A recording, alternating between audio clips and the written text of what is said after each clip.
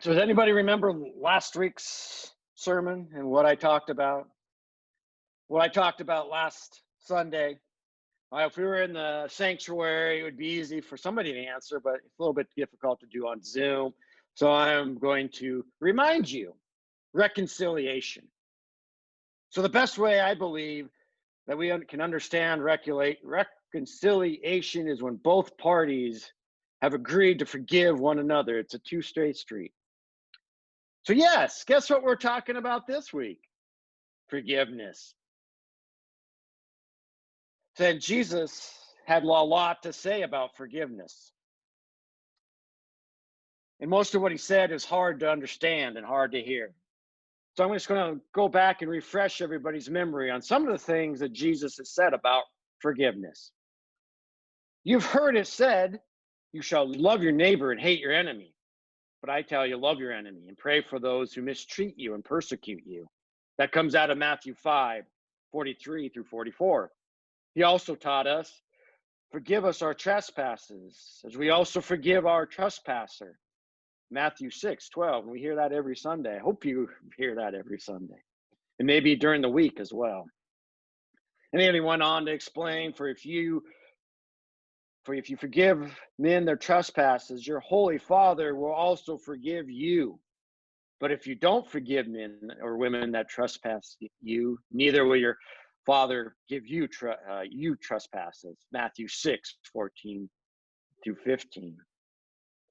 So our gospel lesson today, Peter comes to Jesus and says, Lord, how many times shall my brother or sister sin against me? I forgive. And shall I forgive him? Up to 70 times? If my brother sins against me, the New Testament speaks of Christian brothers and sisters. Think about that for a moment as we gather here today. How many times are we supposed to forgive each other?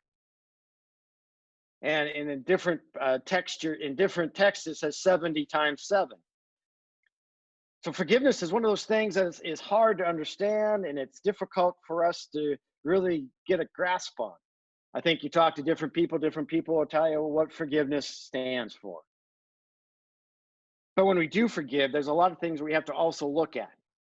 That if they're in a case of abuse or alcohol, you can forgive the person, but it's hard to forgive the action.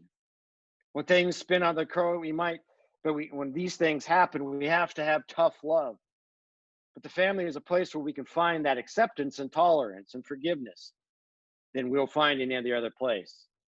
And this church that we have, that we call Selah United Methodist Church, guess what? We are a family.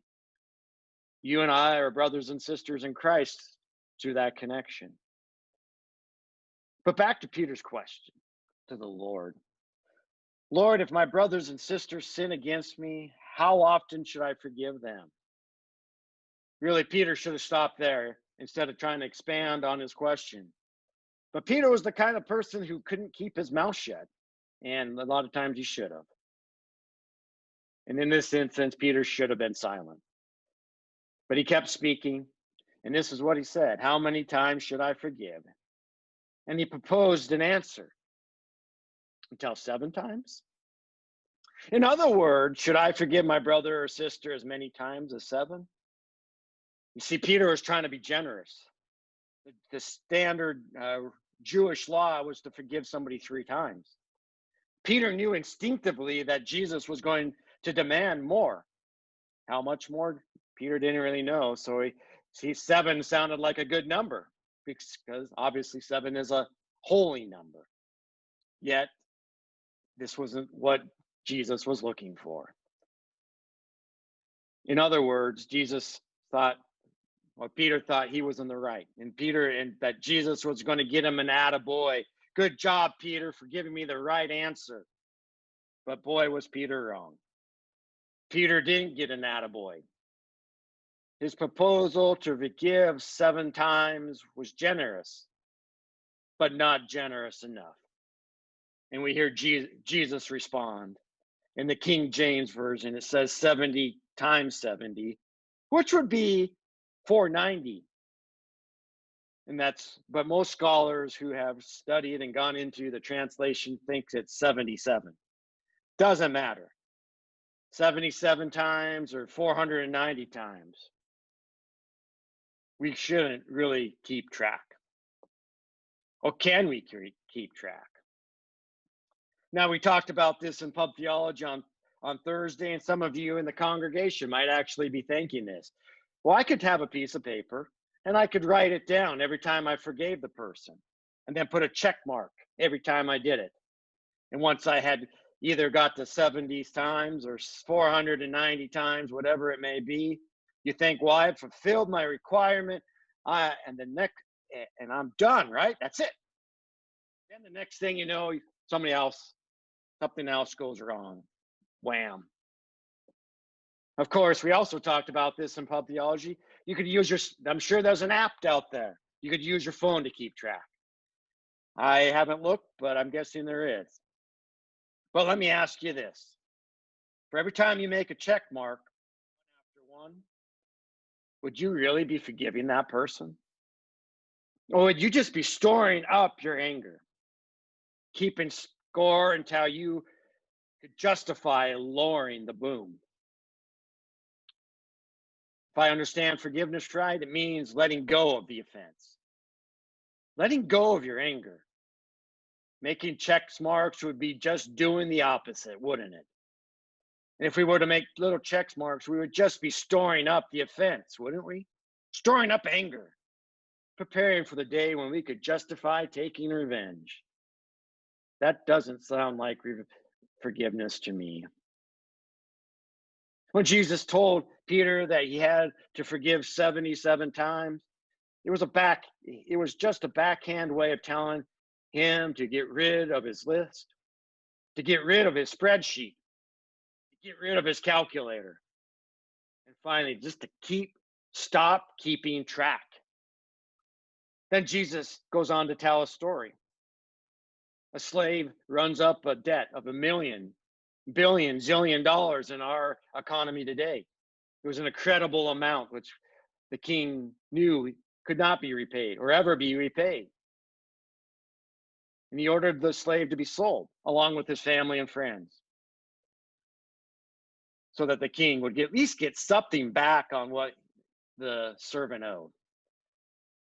But the servant knew that if he begged the merciful Lord and promised to repay back every cent, that he knew he couldn't, that the king would take pity on him and forgive the debt. Forgive the whole thing is what he did.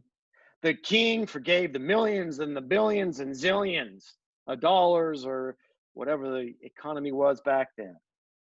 The slave was off the hook.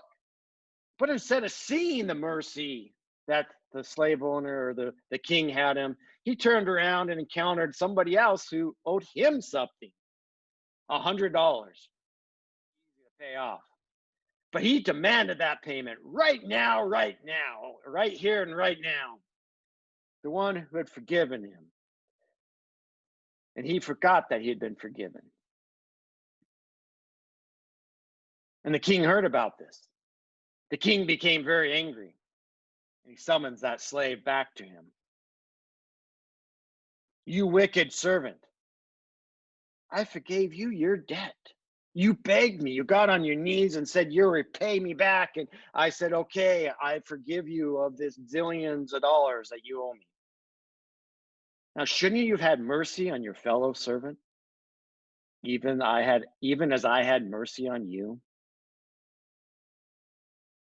So the king directed that the slave be tortured until he paid off his millions and billions and zillions of dollars, which is another way of saying that he would be tortured forever.